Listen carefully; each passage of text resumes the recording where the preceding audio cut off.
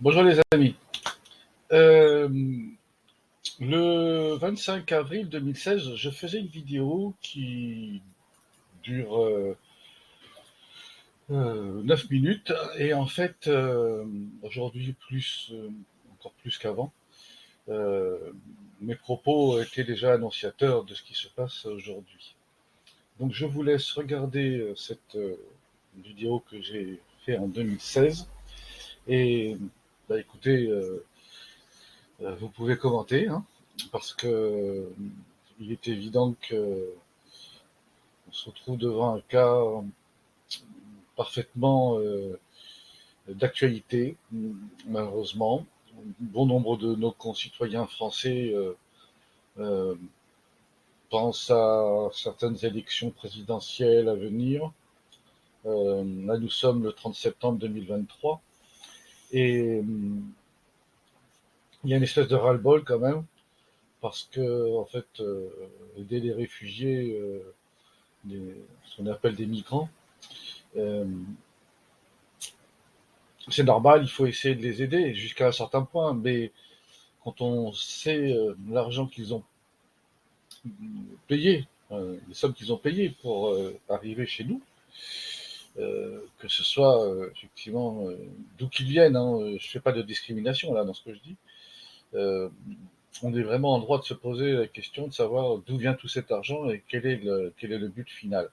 Donc je vous laisse regarder cette vidéo et réfléchir et de nous dire, voilà, exprimez-vous, commentez, partagez. Et j'ai une chaîne vidéo, donc vous êtes aussi invité à regarder les autres vidéos que j'ai fait depuis quelques années et qui sont toujours d'actualité. Mes chers amis, voilà. Là, depuis quelques jours, depuis quelques semaines, voire quelques mois, on n'arrête pas de parler des migrants. Et j'ai quand même une question qui me travaille. Ils fuient la guerre, ils fuient leur pays. J'ai jamais pas compris, là, il y a un truc qui m'échappe. Si on considère un état normal d'un pays, quand on rentre en guerre, que ce soit en France ou dans d'autres pays, on prend les armes et on défend notre pays. On se sauve pas. Enfin, ça me semble tellement c'est hallucinant quoi, de fuir un pays parce qu'il est en guerre. Alors ça sert à quoi? On l'a vu d'ailleurs dernièrement, il y a quelques années, hein, quand la Tunisie a commencé à faire la révolution de Jasmin, ils ont renversé le pouvoir et en fait, le dictateur est parti, ils ont mis les frères musulmans dans un premier temps, puis ensuite ça a été la démocratie, la vraie démocratie avec une vraie république.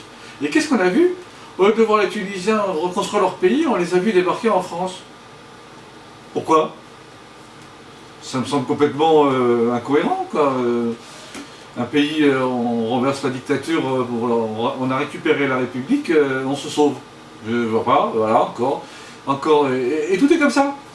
Donc, là, je sais bien que personne ne veut la guerre, mais à un moment donné, si on renverse le pouvoir, donc ça s'appelle plus d'ailleurs une guerre, ça s'appelle une révolution. Et dans ces cas-là, une fois que le pouvoir revient au peuple, on reconstruit le pays, et là, c'est là où il y a les meilleures opportunités pour ceux qui reconstruisent le pays. Alors je ne parle pas des Américains qui sont un petit peu partout à droite à gauche, je ne parle pas des Russes qui veulent aller un petit peu à droite à gauche. Économiquement, ça peut s'expliquer. Mais les migrants, je ne sais toujours pas pourquoi ils fuient leur pays au lieu de combattre. Que ce soit la Syrie, la Libye, l'Irak, bon c'est bien en effervescence, et en fait c'est très amusant parce qu'en fait ils sont toujours à vouloir effectivement être réfugiés de nos pays qui critiquent d'autre part. Donc je ne vois pas, personnellement, je les renverrai dans leur pays, qui s'occupent de leur pays, qui reconstruisent leur pays, parce qu'il y a du boulot quand même, c'est pas forcément eux les plus malheureux. Parlez-moi de l'Afrique, bon, et encore. Mais là, franchement, les migrants, je vois pas ce qu'ils viennent foutre en Europe. Voilà, si ce n'est effectivement, peut-être, le cheval de Troie dont on parle depuis quelques jours maintenant, des islamistes fondamentalistes qui veulent effectivement envahir l'Europe, rendre l'Europe islam musulmane. Si ça peut leur faire plaisir, mais on va pas se laisser faire, de toute façon, ils le savent très bien. Donc après, ils n'ont pas peur de la mort, ils veulent bien mourir pour des idées. Mais je vois pas, avec la superficie des territoires qu'ils ont, je parle de pays, là, on ne parle pas de villes ou de régions, avec le Moyen-Orient en fait, hein, voilà. Après il y a des pays qui sont très riches et qui peuvent effectivement les héberger. Je pense au Qatar, je pense à l'Arabie Saoudite, je pense au Koweït, tous ces pays-là qui à la limite sont musulmans presque intégristes pour ne pas dire intégristes, et qui pourraient effectivement recueillir tous ces migrants, les pauvres, oui effectivement, on serait à moins. Bon, mais après ça ressemble quand même un peu à la Troisième Guerre mondiale, parce que si on se réfère à la Deuxième Guerre mondiale, c'est vrai que les Juifs se sauvaient de l'Europe pour partir en Palestine, ou autre part, ou du moins autre part. Mais là, en fait, leur fuite ne ressemble à rien. Alors ils préfèrent mourir en traversant des mers plutôt que de défendre leur pays. Là, ça me choque, moi, personnellement.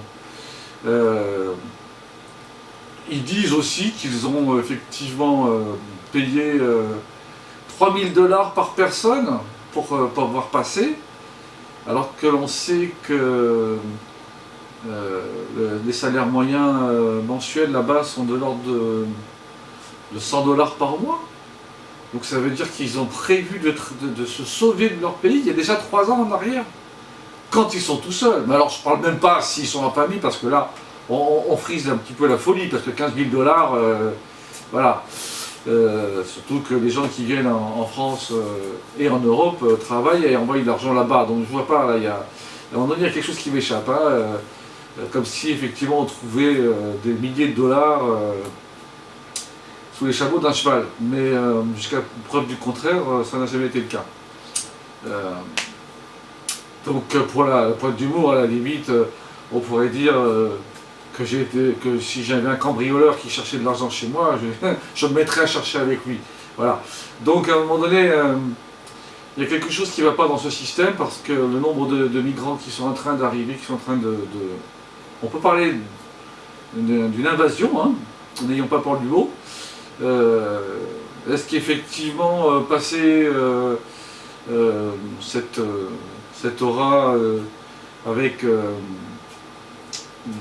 cet hébergement provisoire, puisqu'en fait en plus le gouvernement voudrait que chaque famille française et européenne, hein, voilà, ça se passe au niveau de l'Europe, héberge au moins un migrant chacun d'eux. Si chacun des migrants, là, parce que je dis ça parce qu'il y en a déjà 5 qui ont été détectés et renvoyés, mais il y en a peut-être d'autres qui sont passés à travers et que ce sont des islamistes intégristes qui n'ont aucun respect pour la valeur humaine et sont capables effectivement de vous tuer une famille en quelques minutes par le sang, en égorgeant les membres de la famille, juste pour se revendiquer de leur fameuse charia. Ben en fait, non, il y a un moment donné où il faut que l'Europe se réveille, là, il faut vraiment faire quelque chose. Alors je ne vais pas vous dire, vous conseiller ce qu'il faut voter ou pas en 2017, mais à un moment donné, on est vraiment dans une impasse et je pense qu'on est en train de subir, à commencer la Troisième Guerre mondiale, économiquement dans un premier temps. Et puis aujourd'hui, c'est vrai qu'on se retrouve devant un système qui voudrait que les États-Unis, qui sont en train de se relever doucement, ont fait perdre des dizaines de milliards, pour ne pas dire des centaines de milliards à leur propre pays, et qu'ils essaient de récupérer ça donc en Europe, par des marchés qui se contredisent évidemment, on le sait très bien. Après, en fait, on a aussi les Russes qui veulent taper sur les armées américaines. On a Obama qui veut taper, qui veut se défaire de ses engagements envers Israël. Ça bouge pas mal en ce moment, on le sait. Et je ne suis pas du tout certain que ça puisse s'arrêter comme ça, avec la bonne volonté de quelques personnes.